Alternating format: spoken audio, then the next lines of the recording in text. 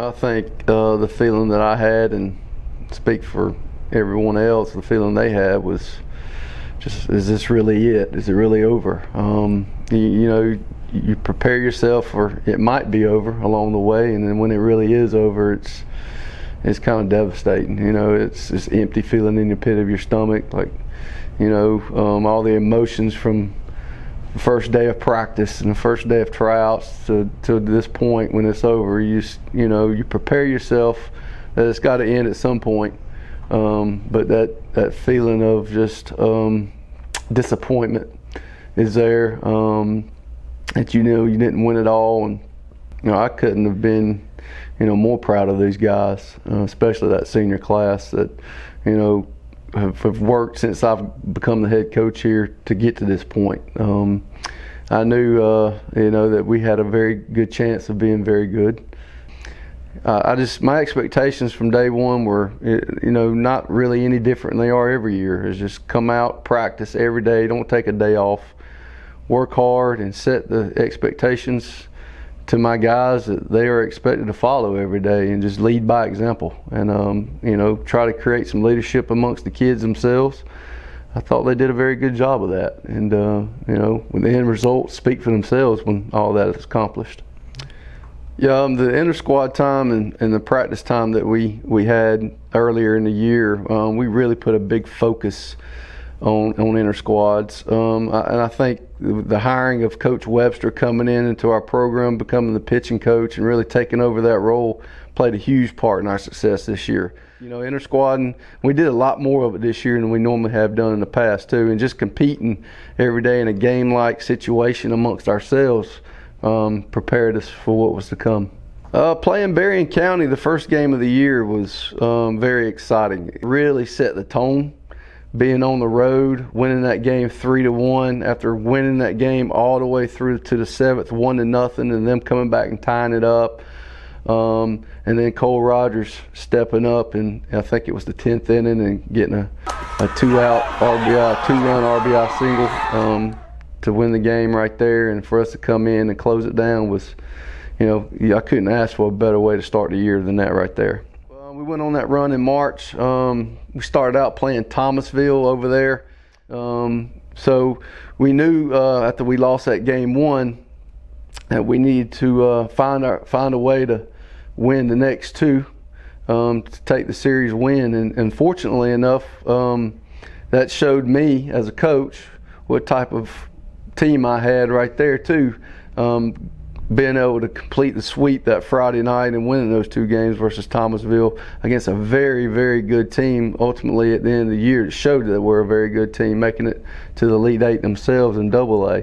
And then that momentum, winning that series right into the next week, opening up region play against Worth. Winning that game 2-1 against Hunter Goodwin, we matched up Tyler Weeks, and at the time we didn't know how special Tyler Weeks' season was going to be until that game was over, and we knew we had something when he beat him, and we got that first region win, and that momentum carried us on, and we ended up sweeping them, which was a great start to the season.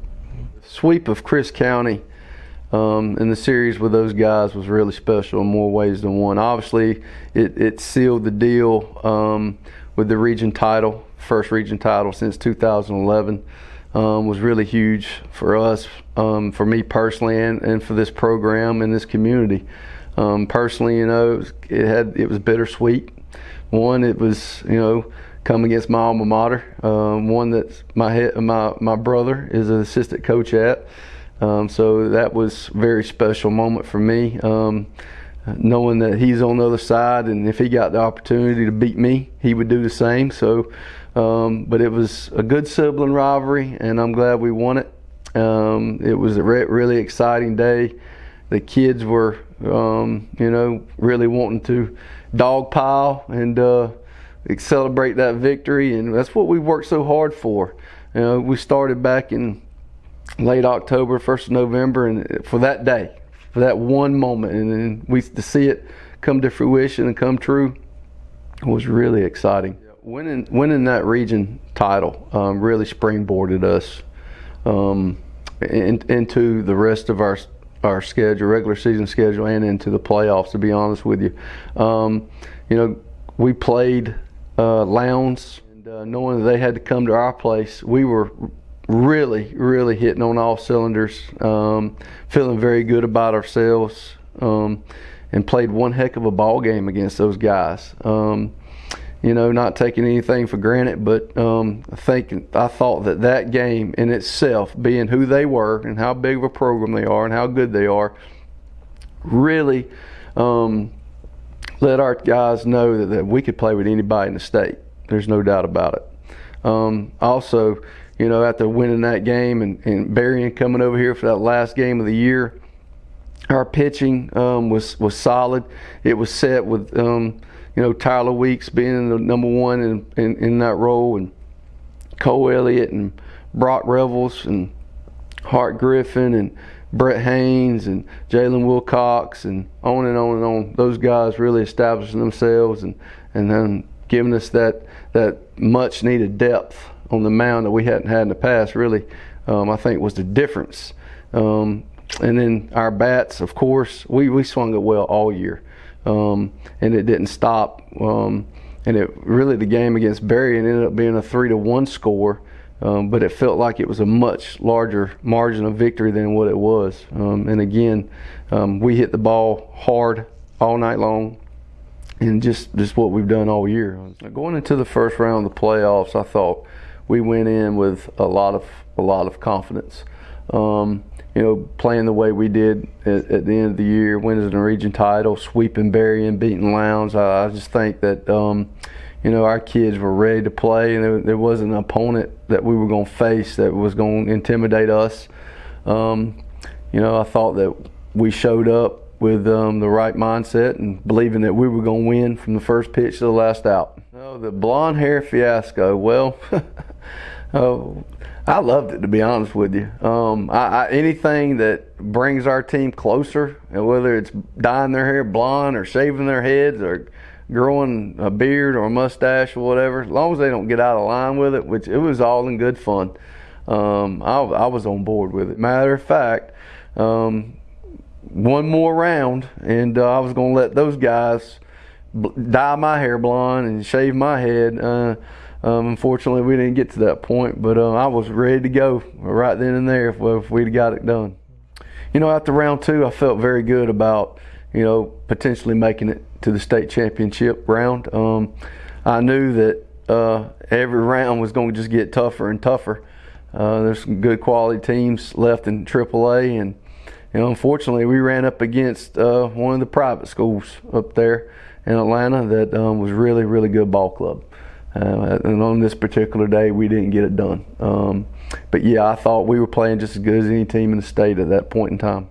You know, making it to the Elite Eight this year really set the benchmark going forward for the guys that's coming up, you know, after these seniors leave, and what we've done this past year, and see if we can match it again next year is going to be important.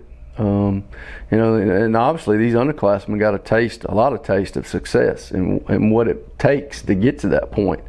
We had some very talented players that's going to be leaving us. It's going to be hard to fill those shoes. They were very good players, and we're going to miss them.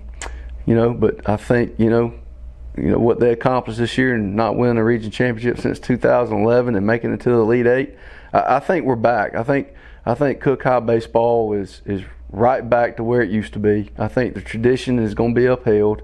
The community's support for this program is unmatched.